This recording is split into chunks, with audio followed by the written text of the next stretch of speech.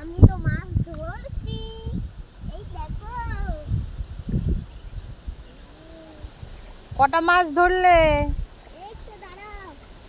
কোথায় মাছ ধরছো? ধান খেতে? এটা কাদের ধান ক্ষেত? তোমাদের? হ্যাঁ, কে চাষ করেছে? বাপি। তোমার বাপি? ওরকম করে কি মাছ ধরা যায়? তুমি কিরকম ভাবে মাছ ধরছো? এদিকে যায় না, বড় বড় কিন্তু সাপ থাকে, মাছ ধরতে যে সাপে ধরে নিয়ে চলে যাবে। কই একটাও মাছ ধরতে পারলে?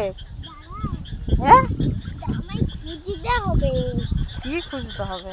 মা